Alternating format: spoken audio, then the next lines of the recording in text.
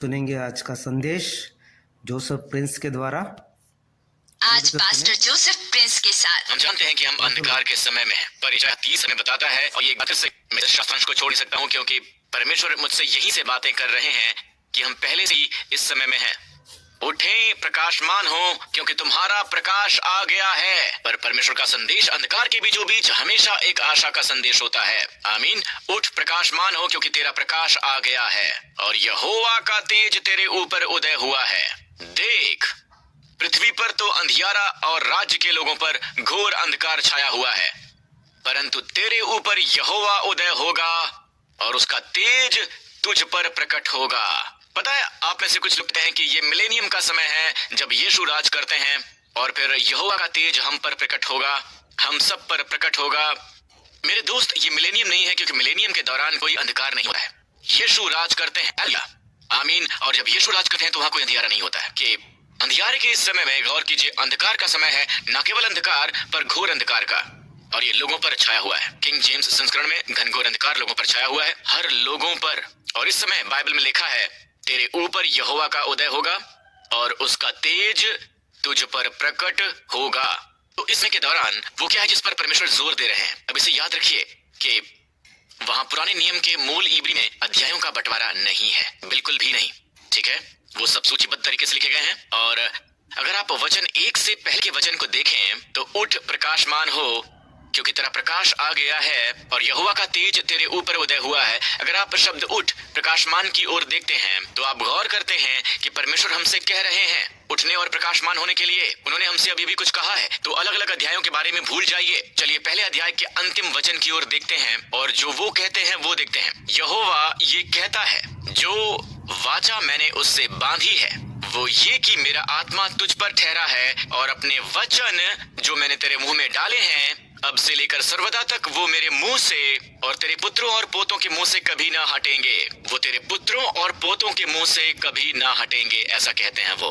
उठ, प्रकाशमान हो, क्योंकि तेरा प्रकाश आ गया है और यहोवा का तेज तेरे ऊपर उदय हुआ है। ठीक है, तो आप वहां उस संदर्भ को देखते हैं, क्योंकि परमेश्वर कहते हैं ये मेरी वाचा है। जी हाँ, ये मेरी वाचा है। ये ऐसी वाचा है जिसे परमेश्वर हमारे साथ बांधते हैं। मेरा आत्मा, पवित्र आत्मा जो तुझ पर ठहरा है, और मेरे वचन जो मैंने तेरे मुंह में डाले हैं, माताओं और पिताओं तुम्हारे मुंह से कभी ना हटेंगे, कभी ना हटेंगे। अब गौर कीजिए, यहोवा ये कहता है अब से लेकर सर्वदा तक वो मेरे मुंह से पहले ये तुम्हारे मुंह से न हटेंगे, और फिर तेरे पुत्रों, तेरे बच्चों, पोतों के मुंह से कभी ना हटेंगे, आज से लेकर अज़ीका के लिए। तो परमेश्वर कह रहे हैं कि मैं तुमसे बांध रहा हूं, और ये वो वाचा है जब मैं तेरे सभी पापों को दूर कर दूंगा। इसे उसने दिया है रोमियो की किताब में, इसकी पुष्टि करता है कि जिस दिन मैं उनके पापों को दूर करूंगा, उनके पापों को हटाऊंगा। और यहाँ परमेश्वर कह रहे हैं कि हम उठे और उनकी बात कि मैं अपना आत्मा पर और तुम्हारे बच्चों पर और तुम्हारे बच्चों के बच्चों पर डालूंगा। दोस्त, नई वाचा की प्रतिज्ञा असल में है पवित्र आत्मा। जी हाँ, पवित्र आत्मा। परमेश्वर ने पवित्र आत्मा प्रतिज्ञा की, और यहाँ इस वचन में जब वो हमारे पापों को दूर कर देते हैं, पवित्र आत्मा आता है, प्रभु की स्तुति हो, और वो हमारे ऊपर आता है, और उसके पास वचन होते हैं जिस परमेश्वर हमारे मुंह में डालते हैं। हाँ, ये शास्त्रांश के वचन हो सकते हैं, पर मेरा मानना है कि यहाँ ये संदर्भ सचमुच आत्मा में प्रार्थना करने से है। हालेलुया। यीशु ने असल में चेलों से कहा, प्रेरितों के काम 1 में वो असल में कहते हैं, उनसे मिलकर उन्हें आज्ञा दी कि यरूशलेम को ना छोड़ो, परंतु पिता की उस प्रतिज्ञा के पूरे होने की बाट जो हो। इस कथन पर गौर कीजिए, पिता की प्रतिज्ञा। प्रेरितों के काम 1 में वो असल में कहते हैं, उनसे मिलकर उन्हें आज्ञा दी कि यरूशलेम को ना छोड़ो, परंतु पिता की उस प्रतिज्ञा के पूरे होने की बाट जोहते रहो। अब इस कथन पर गौर कीजिए, पिता की उस प्रतिज्ञा, इसका मतलब क्या है? एक प्रतिज्ञा थी, उस प्रतिज्ञा का मतलब क्या होता है? डेफिनेट आर्टिकल, यानी एकमात्र। देखिए, परमेश्वर ने पुराने नियम में इस्राएलियों को कई प्रतिज्ञाएं दी थी, उसमें बहुत सी प्रतिज्ञाएं थी, पर वो सब परमेश्वर की प्रतिज्ञा के बारे में जानते थे, पिता की प्रतिज्ञा के बारे में। और समय समय पर भविष्यवक्ता यशायाह, यर्मियाह और अलग अलग लोगों से, जैसे कि हग्गई, परमेश्वर ने प्रतिज्ञा की कि मैं सब प्राणियों पर अपना आत्मा उड़ेलूंगा। और ये सब उसी एक कर्म के तहत ही है, उसी एक कर्म के डेफिनेट आर्टिकल, पिता की प्रतिज्ञा, पिता की प्रतिज्ञा। वो जानते थे कि ये सब पवित्र आत्मा का दान है। प्रेरित पौलुस कहते हैं कि कारण क्यों मसीह ने हमें श्राप की व्यवस्था से छुड़ाया। सुनिए, मसीह ने जो हमारे लिए श्रापित बना, इसमें लिखा है कि जो कोई काट पर लटकाया जाता है वो श्रापित है। इसलिए हुआ कि इब्राहिम की आशीष मसीह यीशु में अन्य जातियों तक पहुंचे, और हम विश्वास के द्वारा उस आत्मा को प्राप्त करें जिसकी प्रतिज्ञा हुई है। तो परमेश्वर की सभी आशीषें इसी डेफिनेट आर्टिकल में यानी पिता की उस प्रतिज्ञा में परिणति तक पहुंचती है। पिता की उस प्रतिज्ञा में तो यीशु ने उनसे कहा और उन्हें विस्तारित करने की आवश्यकता नहीं थी। तो जानते हैं कि पिता की प्रतिज्ञा क्या है ना? ऐसा लगता है सभी यहूदी जानते थे और इसका इंतजार कर रहे थे। तो यीशु कहते हैं जब तक पिता की उस प्रतिज्ञा को ग्रहण ना कर लो तब तक यरूशलेम में बाट जोहते रहो। आमीन। जिसकी चर्चा तुम मुझसे सुन चुके हो। ध्यान दीजिएगा, वो इसे जानते थे क्योंकि यूहन्ना ने तो पानी में बपतिस्मा दिया है, परंतु थोड़े दिनों के बाद तुम बपतिस्मा पाओगे या ग्रीक में पवित्र आत्मा से। तो यूहन्ना ने तो पानी में बपतिस्मा दिया है, परंतु थोड़े दिन बाद तुम पवित्र आत्मा से बपतिस्मा पाओगे। ठीक है दोस्तों, मैं बस ये कहना चाहता हूँ कि ऐसे विश्वासी हैं वो कहते हैं एक बार आपको उद्धार मिल गया है तो पास पवित्र आत्मा का आवास होता है। नहीं दोस्तों सुनिए, एक बार जब आपको उद्धार मिल जाता है तो आप नए सिरे से जन्म लेते हैं, आप आत्मा से जन्म लेते हैं। आमीन। तो पवित्र आत्मा आपके अंदर है। इसी तरह से आप नए सिरे से जन्म लेते हैं। नए सिरे से जन्म लेना इसे ही तो कहते हैं कि पवित्र आत्मा आपके अंदर ही है। उसका आपके अंदर होना एक बात है और आपका उसमें होना बपतिस्मा लेना दूसरी बात है। ये बिल्कुल दूसरी बात है। शब्द पवित्र आत्मा में बपतिस्मा लेना, देखिए मेरे लिए एक गिलास पानी लेना एक बात है। मैंने ये पानी लिया, मैंने इसे पी लिया, राइट, और अब ये पानी मेरे अंदर है। मेरे लिए स्विमिंग पूल में कूद जाना दूसरी बात है। अब मैं पानी में डूबा हूँ, मैं उसके अंदर डर रहा हूँ। एक शब्द है डूबा हुआ यानी बैप्टिज्म, बपतिस्मा प्राप्त। पवित्र आत्मा में बपतिस्मा मिला हुआ है, मैं पवित्र आत्मा में डूबा हूँ। वो जो कुछ भी है मैं उसको दोस्त यही है। पढ़ते हैं चले खास कर समय के दौरान जिसमें हम हैं। सुनिश्चित करें आपका परिवार पवित्र आत्मा में बपतिस्मा है। जो शामिल हुए हैं पिछले 2 सालों में वैश्विक महामारी के दौरान, पर आपने पवित्र आत्मा से बपतिस्मा लिया है तो फिर से वो पाना चाहते हैं तो आप यूहन्ना 20 लिखें और आप पाएंगे कि ओके इसमें तो 11 है तो उन्हें अपने को फांसी दी। ओके और उसी दिन यीशु के बीच में था। उसी शाम यीशु मुर्दों में से जी उठे। उसी दिन, राइट, उसी शाम उसी दिन, ठीक है, यीशु उनके सामने प्रकट हुए उनके बीच में और यीशु ने उसे कहा तुम्हें शांति मिले। और फिर उसके ठीक बाद उसने आगे बाइबल में लिखा है उसने उन पर फूंका और कहा कि पवित्र आत्मा लो। अब क्या आप विश्वास करते हैं कि तब तक शिष्यों ने पवित्र आत्मा को ग्रहण किया था? बेशक। यीशु बस कैसे कह सकते हैं पवित्र आत्मा लो और ये एक सांकेतिक कथन है? नहीं, सचमुच उसने उन पर फूंका, कहा कि पवित्र आत्मा लो, जाओ पवित्र आत्मा लो। यही वो समय है। मेरा मानना है कि शिष्य नए सिरे से जन्मे, उन्हें उद्धार मिला। अब पहला प्रोटोटाइप क्या था? देखिए किसी भी बात का पहला हमारे कुछ सीख लिए होता है। जैसे बाइबल में पहले जिक्र का नियम होता है। बाइबल ने एक निश्चित विषय का जिक्र किया पहली बार, वहां ये अपने अपरिपक्व रूप में है, इसके बीज के रूप में उस वचन या उस विषय के अन्य सभी जिक्रों के लिए जो बाइबल में है ये उन सभी के लिए है।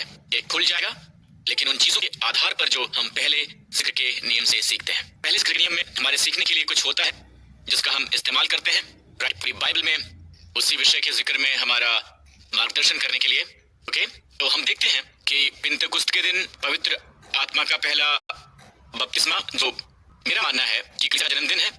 आमीन। अब शिष्य जब यीशु मुर्दों में से जलाए गए, वो पुनरुत्थान के दिन पहले फलों के पर्व उठाए गए थे। यहूदी इसे पहले फल का पर्व कहते हैं, और ये उसी दिन हुआ था जिस दिन शिष्य नए सिरे से जन्मे। उन्होंने पवित्र आत्मा को इसी अर्थ में ग्रहण किया कि वो उनमें वास करता है। पर इसके 50 दिन के बाद पिंतकुस्त के दिन उन्होंने पवित्र आत्मा का बपतिस्मा ग्रहण किया। Hallelujah, hallelujah.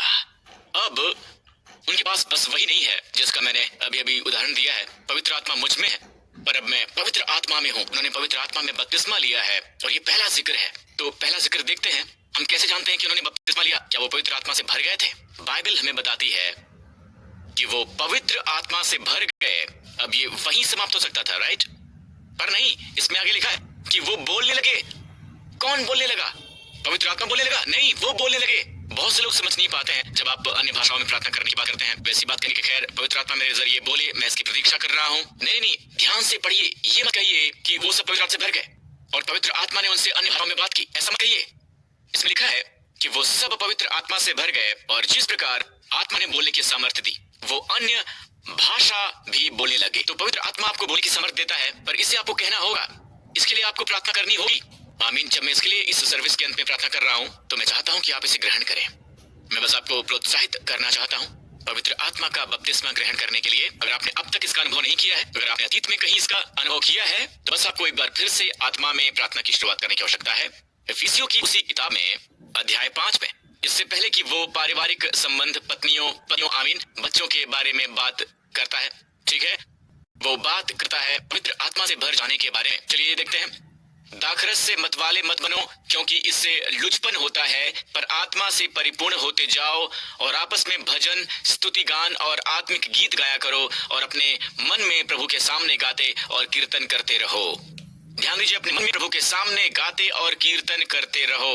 अब यहाँ ये शब्द आत्मा से परिपूर्ण होते जाओ ग्रीक में है, ये दरअसल प्रेजेंट पैसिव ना कि एक्टिव, पर पैसिव इंपेरेटिव। दूसरे शब्दों में अपने आप को लगातार पवित्र आत्मा से भरते जाओ, लगातार। आमीन। आप इसे कैसे करते हैं? भरते जाने से। भरते जाना है वर्तमान काल, अपने आप को लगातार पवित्र आत्मा से भरते जाना है। कैसे करते हैं? कॉमा, अगला वचन, ये बोलना है प्रेजेंट एक्टिव वॉइस में। दूसरे शब्दों में आपकी भूमिका, आपकी सक्रिय भूमिका है बोलना शुरू करना। हर बार जब आपको दिन में निराशा महसूस होती है, आपको लगता है कि ब्ला ब्ला, आपको खुद पर हमला महसूस होता है। आमीन। आपको लगता है जैसे किसी बात में परमेश्वर की मध्यस्थता की आवश्यकता है, आप उस प्रार्थना को कर सकते हैं। प्रभु की स्तुति हो, आप बस बोलना शुरू कर सकते हैं। और ये है भजन संहिता की भजन। गौर कीजिए, जो आपको देती है खुशहाली भरा, आमीन, प्रसन्नता भरा जीवन। प्रभु की स्तुति हो, आमीन। और ये गीत है जो अन्य भाषाओं में है। पौलुस कहता है कि मैं आत्मा से भी प्रार्थना करूंगा और बुद्धि से करूंगा। आमीन। बिल्कुल स्पष्ट है। वहां संदर्भ ये है कि वो अन्य भाषाओं में प्रार्थना करने की बात कर रहा है। बोलने लगो।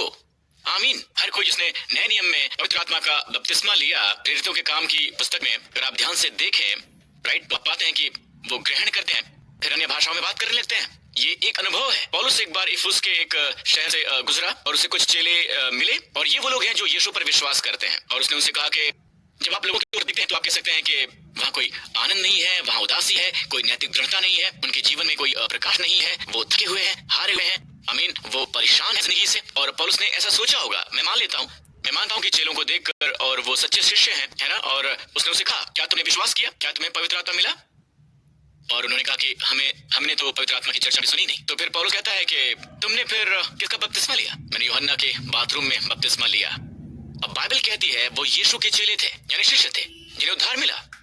तो जब पौलुस ने उन पर हाथ रखे तो बाइबल कहते हैं कि वो भिन्न भिन्न भाषा बोलने और भविष्यवाणी करने लगे। तो एक बार पौलुस ने कहा, क्या हमने विश्वास करते समय पवित्र आत्मा पाया? तो जाहिर सी बात है, कुछ भौतिक है, कुछ ऐसा जिसका वो अनुभव कर सकता है कि वो विश्वासी हैं, पर वो जयवंत नहीं है। और फिर वो उनसे कहता है, जब उनकी उसने प्रार्थना की ग्रहण करने के लिए, तो वो भिन्न भिन्न भाषा बोलने और भविष्यवाणी करने लगे। दोनों ही दैवीय प्रेरणा से बोलने में समर्थ है। तो यहाँ इफिसियों में पौलुस उन्हें आत्मा द्वारा प्रोत्साहित कर रहा है कि स्वयं को आत्मा से परिपूर्ण होने दें। कैसे? बोलकर। यही वो सक्रिय भूमिका है। आपकी भूमिका है बोलना, भिन्न भिन्न भाषाओं में बोलना, गीतों का गाना, भजनों का गाना। भजन गाते हैं प्रसन्नचित मन में, प्रभु की स्तुति हो। और फिर उसके बाद के 3 वचन वो पारिवारिक संबंधों में प्रोत्साहित करने लगता है। वो हमें क्या बताता है?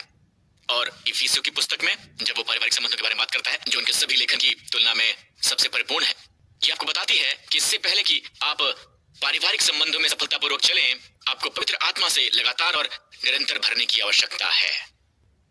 आमीन। समाप्ति पर चलते हैं 2 तीमुथियुस 1 की ओर। इसमें लिखा है, इसी वजह से मैं तुझे परमेश्वर के उस वरदान की सुधि दिलाता हूँ, परमेश्वर के उस वरदान की सुधि दिलाता हूँ जो मेरे हाथ रंज मिला है। यहाँ परमेश्वर के वरदान का वचन, कुछ लोग कहते हैं कि खैर ये पवित्र आत्मा है, ये पवित्र आत्मा नहीं है। जब ये पवित्र आत्मा का हवाला दिया है तो हमेशा डोरिया शब्द का किया है, पर यहाँ ये डोरिया नहीं है, ये शब्द है करिश्मा। और करिश्मा का इस्तेमाल किया गया है 1 कुरिन्थियों 12 में पवित्र आत्मा के वरदान का वर्णन करने के लिए। आमीन। ज्ञान के वचन का वरदान, चंगाई का वरदान, और इन सभी वरदान के लिए शब्द है वो है करिश्मा, जो है अनुग्रह का वरदान। और अनुग्रह का वरदान असल में है करिश्मा। तो अगर इसका अध्ययन करें तो ये वरदान है जिसकी अपनी कोई योग्यता नहीं होती। ऐसा इसलिए नहीं कि मैं इसके लायक हूं कि ये वरदान बस बह रहा है, नहीं नहीं नहीं नहीं नहीं। आमीन। इसके लिए यीशु द्वारा दाम चुकाया गया है क्रूज पर। प्रभु की स्तुति हो। असल में यीशु ने कहा, यदि कोई प्यासा है तो मेरे पास आकर पिए, तो मुझ पर विश्वास करेगा, जैसा पवित्र शास्त्र में आया है, उसके हृदय में से क्या? जीवन के जल की नदियां बह निकलेंगी। जीवन के जल की नदियां। उसने ये वचन उस आत्मा के विषय में कहा है, क्योंकि आत्मा अब तक न उतरा था। क्यों? क्योंकि यीशु अब तक अपनी महिमा को न पहुंचा था।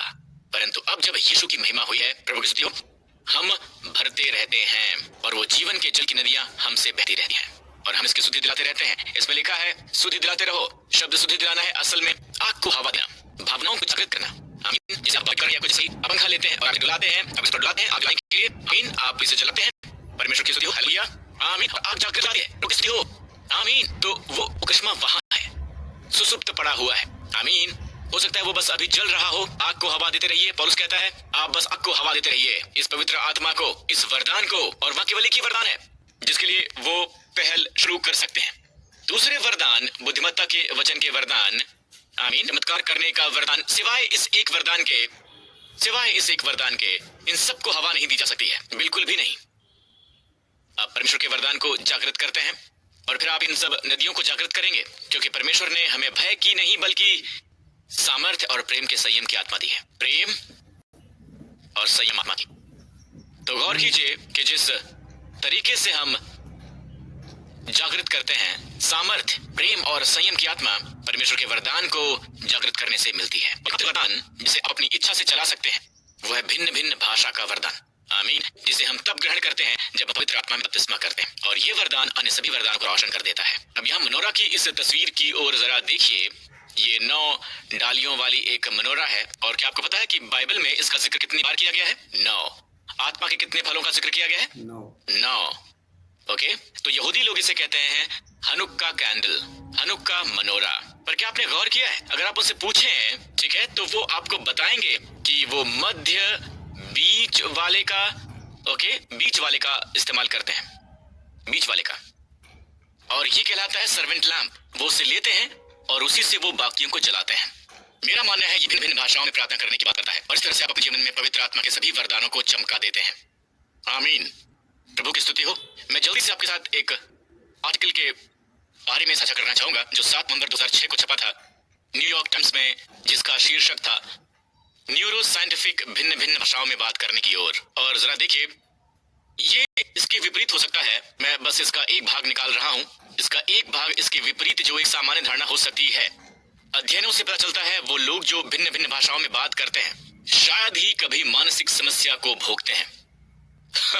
देखिए, वो लोग जो भिन्न भिन्न भाषाओं में बात करते हैं शायद ही कभी मानसिक समस्या से जूझते हैं। इंग्लैंड में लगभग 1000 धर्म प्रचारक ईसाइयों के एक हालिया अध्ययन में पाया गया है कि जो लोग धर्म पालन करने में मशगूल रहते हैं वो अधिक भावनात्मक रूप से दृढ़ होते हैं जो मशगूल नहीं रहते हैं।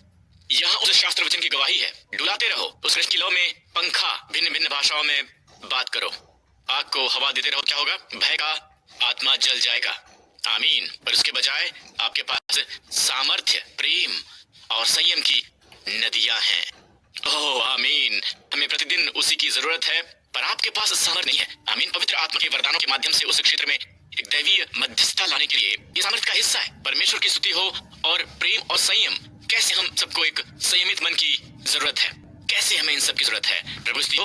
अगर अभी तक आपने ग्रहण नहीं किया है तो मैं आपके लिए पवित्र आत्मा का बपतिस्मा ग्रहण करने के लिए प्रार्थना करना चाहूंगा। इसमें आप जहां कहीं भी हैं अपने पांव पर खड़े हो जाइए। जब यीशु कहते हैं तुम में से कौन है ऐसा मनुष्य कि यदि उसका पुत्र उससे रोटी मांगे तो वो उसे पत्थर दे, और अगर वो उससे मछली मांगे तो वो उसे सांप दे, बेशक नहीं तो स्वर्गीय पिता अपने मांगने वालों को पवित्र आत्मा क्यों न देगा? वो क्यों न देगा उससे ऐसा? इसका मतलब है भयभीत ना हो, आपको एक सांप मिलेगा, एक दुष्ट आत्मा मिलेगी। जब आप पिता से प्रभु यीशु के नाम पर पवित्र आत्मा का बपतिस्मा मांगते हैं तो आपको कोई और आत्मा नहीं मिलेगी। और अभी मैं आपके लिए इसी की प्रार्थना करना चाहूंगा। आप अपने पांव पर खड़े हो जाइए। हालेलुया, आमीन। इसे याद रखिए, ये एक वरदान है, बस विश्वास से ग्रहण करने के लिए एक वरदान, आमीन। तो इस समय आप जहां कहीं भी हो अपने हाथ ऊपर उठाइए, आमीन, और इसे मेरे पीछे पीछे दोहराइए। प्रभु यीशु, प्रभु यीशु मसीह, मैं आपकी उस प्रतिज्ञा के लिए धन्यवाद करता हूँ कि आप पवित्र आत्मा और सामर्थ्य से मेरा बपतिस्मा करेंगे। तो इसी समय प्रभु यीशु के नाम पर, हे पिता परमेश्वर, मेरे प्रभु यीशु मसीह के नाम में बहन के लिए पवित्र आत्मा से मेरा बपतिस्मा कीजिए, प्रभु यीशु मसीह के नाम पर, आमीन। इसी समय पवित्र आत्मा से भर दीजिए प्रभु यीशु मसीह के नाम पर। अब दोस्त, ये आवर है। प्रभु स्तुति हो। संघर्ष मत कीजिए, बिल्कुल मत कीजिए, आपको पता है, आराम कीजिए और विश्वास से बोलना शुरू कीजिए। प्रभु की स्तुति हो। भिन्न भिन्न भाषाओं में बोलना शुरू कर दीजिए, तो आपसे कुछ नहीं करवाएगा, आमीन। आपको सहयोग करना होगा और भिन्न भिन्न भाषाओं में बोलना होगा। सहयोग कीजिए और भिन्न भाषाओं में बोलिए कि हे प्रभु, हम आपके साथ चल रहे हैं, आप हमारा अनुसरण कीजिए, आप हमें अपनी आशीष से आशीषित कीजिए, न सिर्फ हम पर बल्कि हमारे प्रियजनों पर भी अपना आशीष और अपनी अनुग्रह लुटाते रहिए। जी हाँ, बिल्कुल, आप ऐसा कर सकते हैं। आप उनकी स्तुति करते रहिए थोड़े थोड़े समय पर। आमीन। और ये सब आपकी इच्छा पर है। ओके, ये आप पर थोपा नहीं गया है, ये आपकी इच्छा पर है। आप इसे शुरू कर सकते हैं और फिर आप इसे बंद कर सकते हैं। आप आशीष दीजिए, अपने अनुग्रह की आशीष में देते रहिए, रुक जाइए। हे प्रभु, आपकी मेरी धार्मिकता है। जब आप इस तरह से प्रार्थना करते रहते हैं तो प्रेम और संयमित मन की वो नदियां आपसे होकर ही बहती हैं। साथ ही आप परमेश्वर के लिए मध्यस्थता करेंगे उन बातों के लिए जिनके बारे में आप जानते भी नहीं है। आमीन। पर पवित्र आत्मा को पता है और ये वास्तव में जानता है कि क्या जरूरत है। उसे सटीक पता होता है कि आप पूर्ति कैसे करनी है। प्रभु की स्तुति हो। अगर आपने कभी भी यीशु को अपना व्यक्तिगत उद्धारकर्ता और प्रभु नहीं बनाया है तो उसी समय मेरे साथ ये प्रार्थना कीजिए। कहिए, हे स्वर्गीय पिता, मैं आपका धन्यवाद करता हूँ कि मसीह मेरे पापों की खातिर मरा और आपने उसे मुर्दों में से जिला दिया। और इसी समय से मैं आपका धन्यवाद करता हूँ कि मैं मसीह में परमेश्वर की धार्मिकता हूँ, क्योंकि यीशु मसीह ही मेरे प्रभु हैं और मेरे सभी पाप, कहिए, मेरे सभी पाप क्षमा कर दिए गए हैं, मेरे जीवन से हटा दिए गए हैं। आपका धन्यवाद पिता। और इसी समय मुझे भर दीजिए और पवित्र आत्मा से मेरा बपतिस्मा कीजिए। यीशु के नाम में मुझे बहने दीजिए। आमीन। आपको और साथ ही साथ पवित्र आत्मा को ग्रहण करता हूँ प्रभु यीशु मसीह के नाम पर। आमीन। आमीन। भिन्न भिन्न भाषाओं में आप बात कर सकते हैं। इसे करना शुरू कीजिए। जितना आप इसे करते हैं, एक तरह की धारा है। पहले पानी की बूंद की तरह है और फिर बन जाती है एक धारा की तरह और फिर एक वेगवान नदी की तरह। जैसा यीशु कहते हैं, आपके हृदय से जीवन की जल नदियां बह निकलेंगी। अपने पांव पर खड़े हो जाइए चर्च। प्रभु की स्तुति हो। इस आने वाले सप्ताह काश हमारे प्रभु यीशु मसीह का अनुग्रह और परमेश्वर का प्रेम और पवित्र आत्मा का बंधुत्व आप सबके साथ में रहे। प्रभु यीशु मसीह के नाम पर। और सभी लोगों ने कहा आमीन।